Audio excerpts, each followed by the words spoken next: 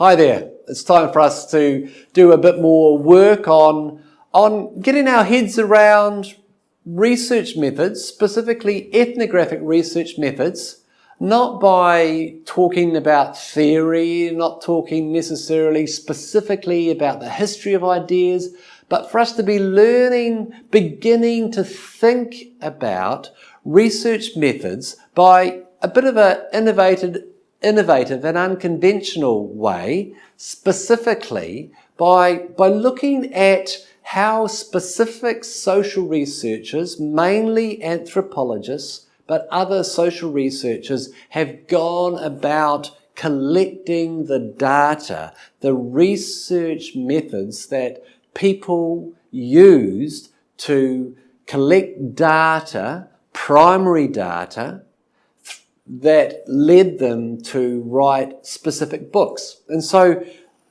in this series of lectures, which are following the format that we did with Malinowski and Margaret Mead, I would like to introduce you to the work of James Scott. And like all of the material that I'm asking you to interact with, like all the material that I am introducing to you, electronic versions of these will either be on the Google Drive or they will be on the YouTube channel. Now, occasionally, if you need to be reminded, links to the Google Drive and to the YouTube channel will be below, and you'll see a book here written by James Scott, James C. Scott, Weapons of the Weak.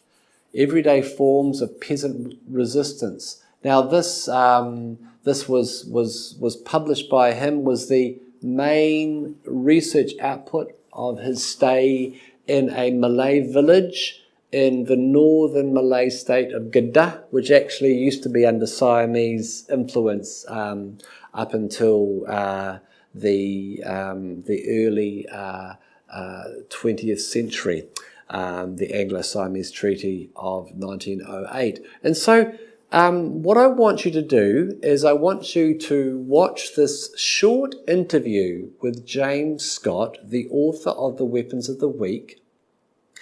You don't actually have to watch all of it. I think the last 5 or 10 minutes aren't so relevant, but he reflects on his experience of doing fieldwork, about what he did and he didn't do, and I think it provides some really, really great insights. The book, The Weapons of the Weak, is going to be one of the books that I recommend that you read when we talk about ethnographic writing, about what it is and what it isn't. But what you need to do now, after this video is finished, is you need to watch this short interview. And this short interview is going to be, followed by another lecture where I'm going to be summarizing and reflecting on some of the points that he makes in it. So, enjoy the interview, sorry.